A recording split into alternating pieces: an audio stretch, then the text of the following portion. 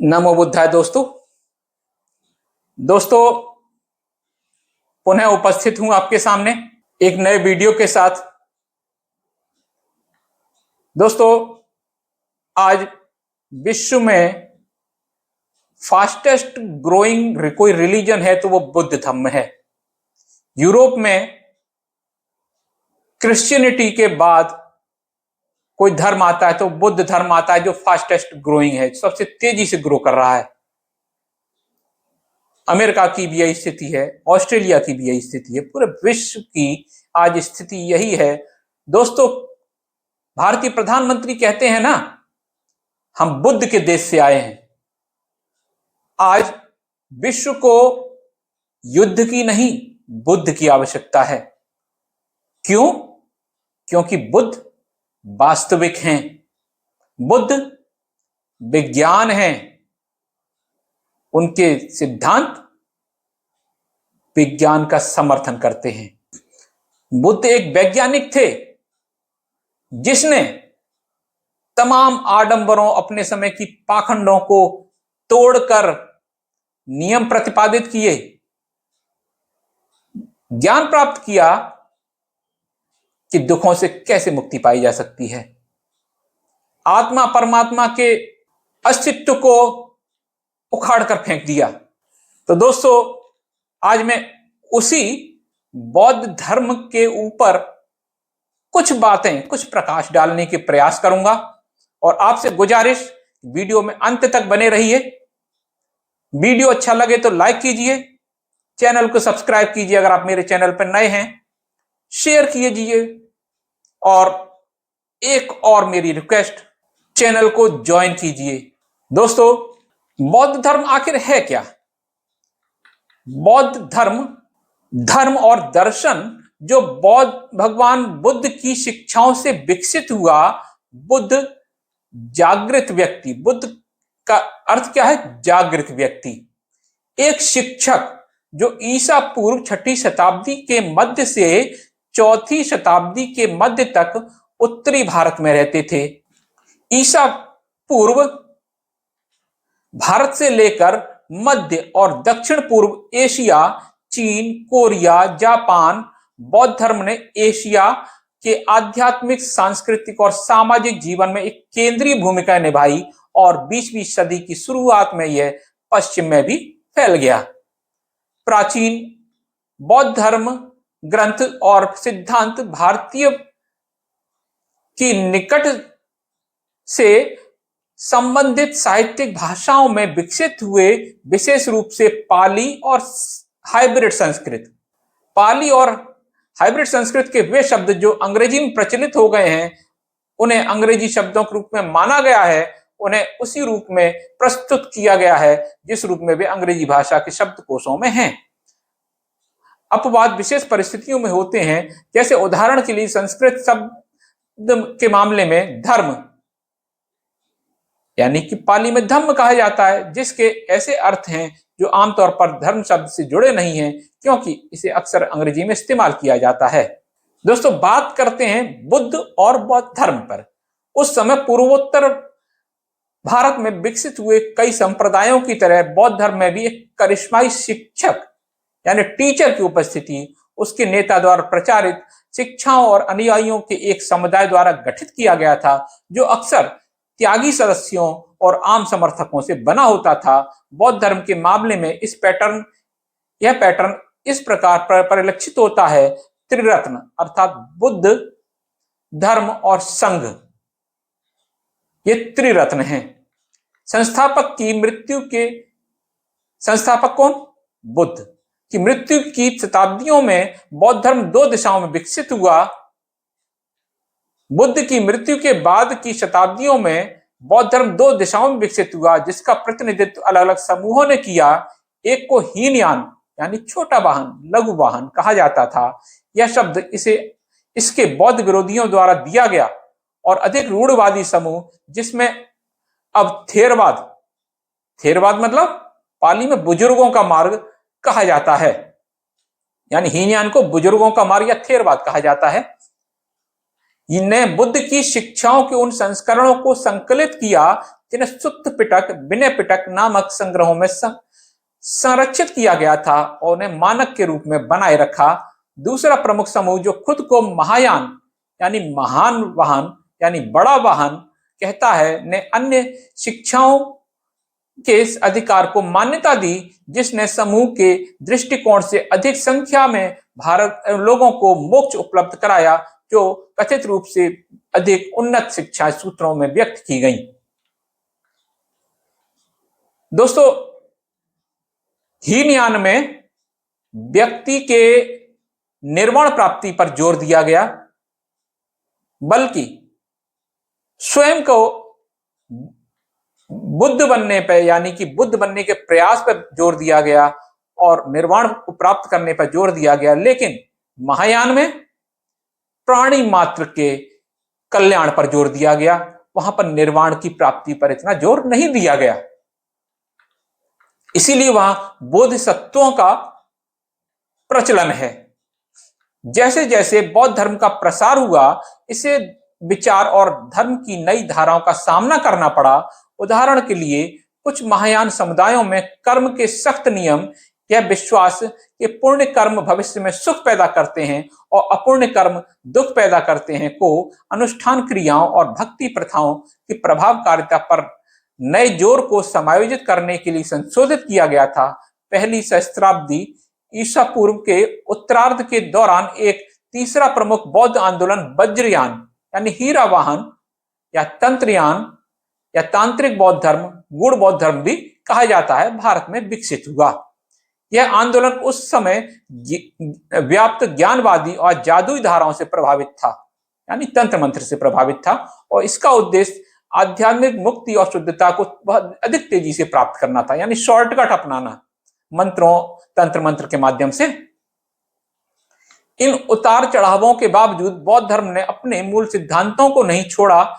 इसके बजाय उन्हें एक प्रक्रिया में पुनर्व्याख्या, पुनर्विचार और सुधार किया गया, जिससे साहित्य के एक महान भंडार का निर्माण हुआ।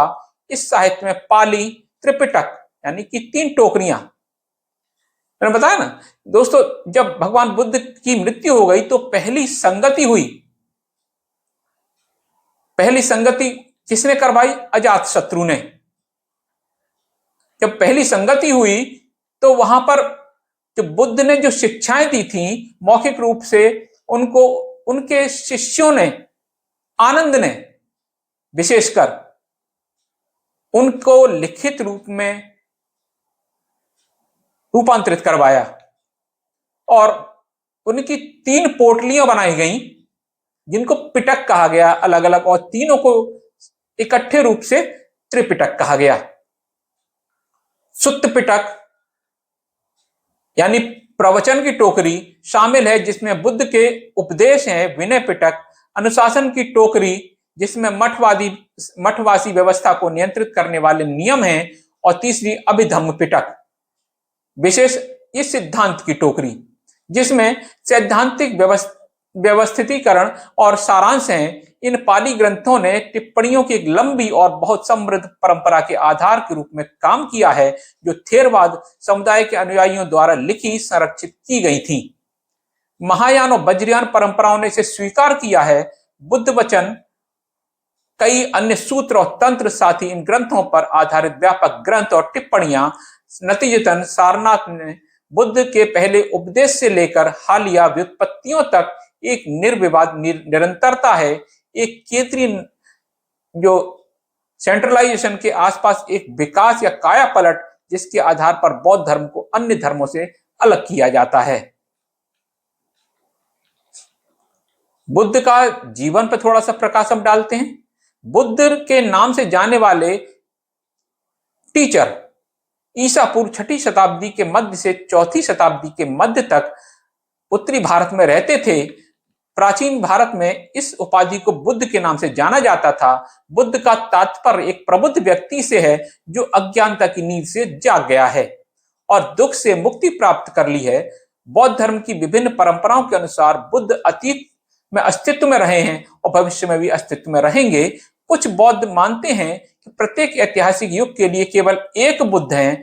अन्य मानते हैं कि सभी प्राणी बुद्ध बनेंगे, क्योंकि उनके पास बुद्ध प्रकृति है। तथागत गर्भा में ऐसा लिखा है।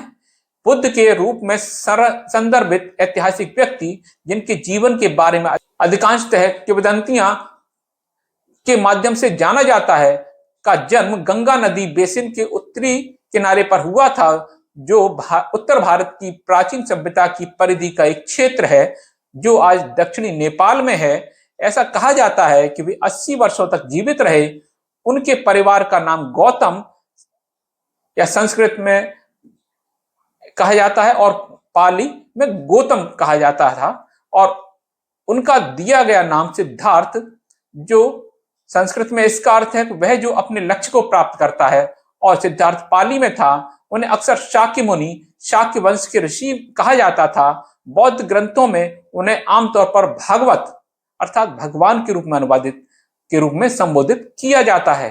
दोस्तों, यहां पे बताता चलूं कि जो आज समाज में भगवान कहा जाता है ना, ये भगवान शब्द जो आया है बुद्ध से आया है। बुद्ध को भगवत कहा गया, भगवान कहा गया। और आज जो हिंदू धर्म में भगवान कहा जाता है, ये परंपरा ये बुद्धिज्म से आई है, बुद्धिज्म से कॉपी किया गया है। जैसा कि मैंने पहले भी बता चुका हूं अपने वीडियोज में कि महायान का ही बिगड़ा हुआ रूप आज का हिंदू धर्म है।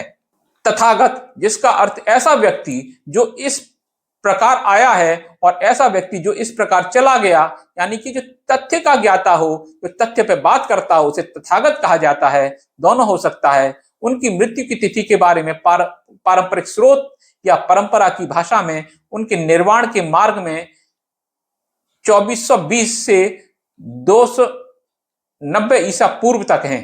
परंपरा की भाषा में उनके निर्वाण में मार्ग 242 से 290 ईसा पूर्व तक हैं। 20वीं सदी में विद्वानों ने उस सीमा को काफी सीमित कर दिया और आमतौर पर राय उन लोगों के बीच में विभाजित थी जो मानते थे कि वह लगभग 563 से 483 ईसा पूर्व तक जीवित रहे, और जो मानते थे कि वह लगभग एक सदी बाद जीवित रहे।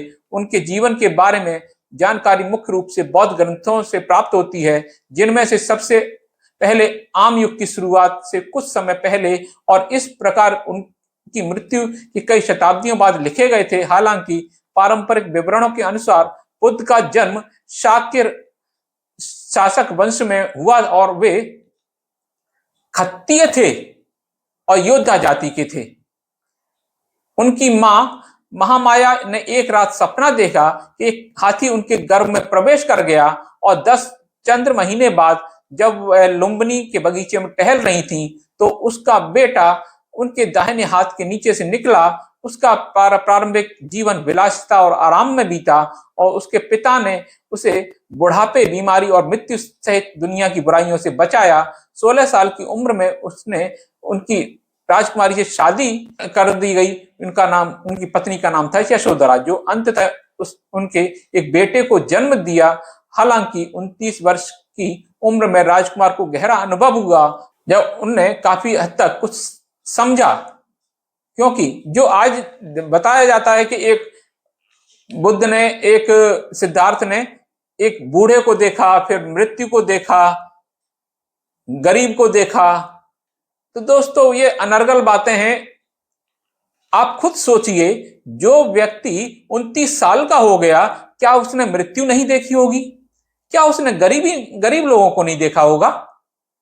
क्या उसको महल में कैद करके रखा गया था? नहीं दोस्तों, ये बिल्कुल प्रैक्टिकल बातें हैं ही नहीं। बल्कि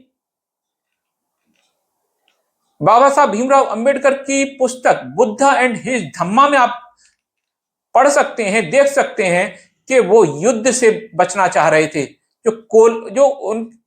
उनका पड़ोसी राज्य कोलिय वंश का जहां शासन था, वहां पर एक नदी बहती थी, और उस नदी का पानी के लिए, सिंचाई के पानी के लिए उनमें झगड़ा हो रहा था, और बात युद्ध तक पहुंच गई थी। और जो वहां के जो सीनियर लोग थे, यानी कि जो सेनापति थे, वो चाहते थे कि बुद्ध यानी कि सिद्धार्थ युद्ध लड़ें। सिद्धार्थ ने मना कर दिया युद्ध लड़ने से। तो उसने कहा कि अगर आप युद्ध नहीं लड़ेंगे तो आपको देश से निकाल दिया जाएगा, आपके परिवार को देश से निकाल दिया जाएगा। तो बुद्ध ने कहा, यानी सिद्धार्थ ने कहा कि जो निर्णय मैं ले रहा हूं उसका भुक्तभोगी मैं बनूंगा, मेरे माता पिता या मेरा परिवार क्यों बनेगा। और इस तरह से उन्होंने राजमहल को छोड़ने का निश्चय किया और वो तब जंगल में गए। जबकि आज जो किताबों पढ़ाया जाता है वो कुछ और ही पढ़ाया जाता है, वो बिल्कुल भी प्रैक्टिकल नहीं है। कोई साधारण व्यक्ति भी अपने दिमाग पर जोर डाल के सोचेगा तो वो बिल्कुल समझ जाएगा ये गलत है। हाँ, तो आगे बात करते हैं। उसने जब अपने धन और परिवार को त्यागने और एक तपस्वी का जीवन जीने का संकल्प लिया, अगले 6 वर्षों के दौरान उन्होंने कई शिक्षकों के साथ ध्यान का अभ्यास किया, फिर 5 साथियों के साथ अत्यधिक आत्म वैराग्य का जीवन व्यतीत किया। एक दिन एक नदी में नहाते समय वे कमजोरी से बेहोश हो गए और इसलिए निष्कर्ष निकाला, वैराग्य दुख से मुक्ति का मार्ग नहीं है। चरम तपस्वी जीवन को त्याग कर राजकुमार एक पेड़ के नीचे ध्यान में बैठ गए और ज्ञान प्राप्त किया। कभी कभी 4 आर्य सत्यों को समझने के साथ पहचाना जाता है। अगले 45 वर्षों तक बुद्ध ने पूर्वोत्तर भारत में अपना संदेश फैलाया, भिक्षुओं और भिक्षुणियों के आदेश स्थापित करके। इसके बाद उन्होंने अपने शिष्यों से अंतिम बार मुलाकात की, अंतिम निर्देश दिए और निर्वाण में चले गए। उसके बाद शरीर का अंतिम संस्कार किया गया और अवशेषों को वितरित किया गया। स्तूपों और अंत्येष्टि स्मारकों के में आमतौर पर अवशेष रखे जाते हैं, उनमें स्थापित किया गया जहां उनकी पूजा की जाती थी। हालांकि परंपरा के भीतर बुद्ध का स्थान केवल उनके जीवन और समय की घटनाएं पर केंद्रित करके नहीं समझा जा सकता। इसके बजाय उन्हें समय और इतिहास के बौद्ध सिद्धांतों के संदर्भ में देखा जाना चाहिए। इन सिद्धांतों में से यह एक विश्वास है कि ब्रह्मांड कर्म का उत्पाद है, जो कार्यों के कारण और प्रभाव का नियम है। ब्रह्मांड के प्राणी 6 क्षेत्रों में बिना शुरुआत के पुनर्जन्म लेते हैं, जैसे देवता, मनुष्य, भूत, पशु, नरक के प्राणी। पुनर्जन्म का चक्र, जिसे पुनर्जन्म कहा जाता है, संसार यानी कि शाब्दिक अर्थ है भटकना, को दुख का क्षेत्र माना जाता है। और बौद्ध धर्म का अंतिम लक्ष्य उस दुख से बचना है। बचने का तरीका अब तक अज्ञात रहा, जब तक कि लाखों जन्मों के दौरान एक व्यक्ति खुद को पूर्ण नहीं कर लेता। अंततः संसार से बाहर निकलने का रास्ता खोजने और फिर दुनिया के सामने उस रास्ते को प्रकट करने की शक्ति प्राप्त नहीं कर लेता। एक व्यक्ति जो दुख से मुक्ति का मार्ग खोजने फिर दूसरों को सिखाने के लिए निकल पड़ा है, उसे बोधिसत्व कहा जाता है। एक व्यक्ति जिसने उस मार्ग को खोज लिया है और उसका अंत तक अनुसरण किया है और उसे दुनिया को सिखाया है, उसे बुद्ध कहा जाता है। बुद्ध मरने के बाद पुनर्जन्म नहीं लेते, बल्कि दुख से परे एक अवस्था में प्रवेश करते हैं जिसे निर्वाण कहा जाता है। क्योंकि बुद्ध समय के साथ बहुत कम दिखाई देते हैं, क्योंकि केवल वे ही दुख से मुक्ति का मार्ग बताते हैं, इसलिए दुनिया में बुद्ध का प्रकट होना एक महत्वपूर्ण घटना मानी जाती है। किसी विशेष बुद्ध की कहानी उसके जन्म से पहले शुरू होती है, उसकी मृत्यु तक फैली रहती है। इसमें ज्ञान और बुद्धत्व की ओर बढ़ने के लिए बिताए गए लाखों जीवन और निर्वाण में जाने के बाद अपनी शिक्षाओं और अवशेषों के माध्यम से बुद्ध की दृढ़ता शामिल है। ऐतिहासिक बुद्ध को दुनिया में प्रकट होने वाले न तो पहले और न ही अंतिम बुद्ध के रूप में माना जाता है। कुछ परंपराओं के अनुसार वे 7वें बुद्ध हैं, दूसरे के अनुसार वे 25वें और एक अन्य के अनुसार वे 4थे हैं। अगले बुद्ध मैत्रेय शाक्य मुनि की शिक्षा और अवशेषों के संसार से लुप्त हो जाने के बाद प्रकट होंगे। बुद्ध के जीवन से जुड़े स्थल महत्वपूर्ण तीर्थ स्थल बन गए और जिन क्षेत्रों में बौद्ध धर्म उनकी मृत्यु के बाद तक प्रवेश करता रहा, जैसे कि श्रीलंका, कश्मीर, बर्मा और जो अब म्यांमार कहलाता है, ने उनके जीवन के वृत्तांतों में उनके जादुई दर्शनों की कहानियां जोड़ी। हालांकि बुद्ध ने कोई लिखित कार्य नहीं छोड़ा, लेकिन उनके शिष्यों द्वारा उनकी शिक्षाओं के विभिन्न संस्करणों को मौखिक रूप से संरक्षित किया गया। उनकी मृत्यु के बाद की शताब्दियों में सैकड़ों ग्रंथों, जिन्हें सूत्र कहा जाता है, को उनके नाम से जोड़ा गया और बाद में उनका एशिया के भाषाओं में अनुवाद किया गया। बुद्ध का संदेश क्या है? बुद्ध को दी गई शिक्षा उनके शिष्यों द्वारा मौखिक रूप से प्रसारित की गई थी, जिसकी शुरुआत एवं मैं सुतम, ऐसा मैंने सुना है, वाक्यांश से होती है। यह कहना मुश्किल है कि उनके प्रवचनों को उसी रूप में संरक्षित किया गया या नहीं, या किस हद तक संरक्षित किया गया, वे आमतौर पर उस स्थान पर और समय का संकेत देते हैं जहां उनका उपदेश दिया गया था और जिस श्रोता को संबोधित किया गया था। बुद्ध की मृत्यु के बाद पहली शताब्दियों में बौद्ध परिषदों ने यह निर्दिष्ट करने का प्रयास किया बुद्ध को दी गई कौन सी प्राथमिक प्रामाणिक मानी जा सकती हैं शिक्षाएं। दुख और अनित्यता और आत्मा क्या है? बुद्ध ने अपनी संपूर्ण मानवीय शिक्षा दुख और मानव जीवन के अंततः असंतोषजनक चरित्र के तथ्य पर आधारित की। अस्तित्व दर्दनाक है। जो परिस्थितियां किसी व्यक्ति को व्यक्ति बनाती हैं, वही परिस्थितियां असंतोष और पीड़ा को भी जन्म देती हैं। व्यक्तित्व का तात्पर्य सीमाओं से है। सीमाओं से इच्छाएं जन्म लेती हैं और अनिवार्य रूप से इच्छाएं पीड़ा का कारण बनती हैं, क्योंकि जो चाहा जाता है वो क्षण भंगुर होता है। हर चीज की नश्वरता के बीच रहते हुए खुद भी नश्वर होने के कारण मनुष्य मुक्ति के मार्ग की खोज करता है, जो मानव अस्तित्व की क्षण भंगुरता से परे चमकता है। संक्षेप में ज्ञानोदय के लिए बुद्ध के सिद्धांत से ने निराशा से बचने का एक तरीका पेश किया। बुद्ध द्वारा सिखाए गए मार्ग का अनुसरण करके व्यक्ति उस अज्ञान को दूर कर सकता है और जो इस पीड़ा को बनाए रखता है। प्रारंभिक ग्रंथों में बुद्ध के अनुसार वास्तविकता, चाहे वह बाहरी चीजों की हो या मानव व्यक्तियों की मनोभौतिक समग्रता की, धम्म नामक सूक्ष्म तत्वों के अनुक्रम और संयोजन से बनी होती है। वास्तविकता के इन घटकों को धम्म के साथ भ्रमित नहीं किया जाना चाहिए, जिसका अर्थ है कानून का शिक्षण। बुद्ध ने चीजों में एक आवश्यक और अंतिम वास्तविकता का दावा न करके पारंपरिक भारतीय विचार से अलग हटकर काम किया। इसके अलावा उन्होंने एक आध्यात्मिक पदार्थ के रूप में आत्मा के अस्तित्व को अस्वीकार कर दिया। हालांकि उन्होंने आत्मा के अस्तित्व को मान्यता दी, व्यवहारिक और नैतिक अर्थों में क्रिया के रूप में, और स्वयं जीवन बनने की एक धारा है, अभिव्यक्तियों और विलुप्त होने की एक श्रृंखला है। व्यक्तिगत अहंकार की अवधारणा एक लोकप्रिय भ्रम है। जिन वस्तुओं के साथ लोग खुद को पहचानते हैं, भाग्य, सामाजिक स्थिति, परिवार, शरीर और यहाँ तक कि मन, उनका असली स्व नहीं है। कुछ भी स्थायी नहीं है। यदि केवल स्थायी को ही स्व या आत्मा कहा जाना चाहिए तो कुछ भी स्व नहीं है।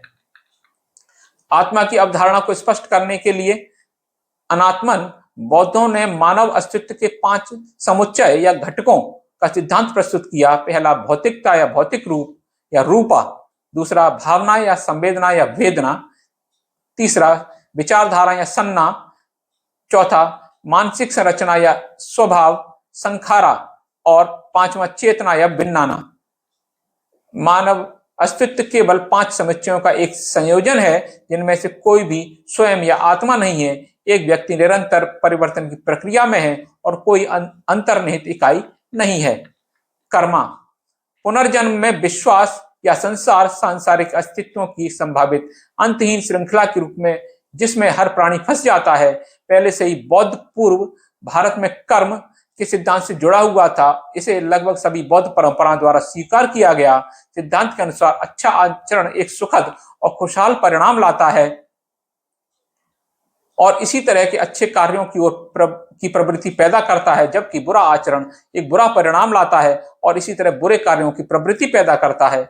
कुछ कर्म उसी जीवन में फल देते हैं जिसमें वे किए गए, अन्य तुरंत बाद जीवन में, और अन्य जीवन भविष्य के जीवन में अधिक दूर हैं। यह नैतिक जीवन के लिए बुनियादी संदर्भ प्रस्तुत करते हैं।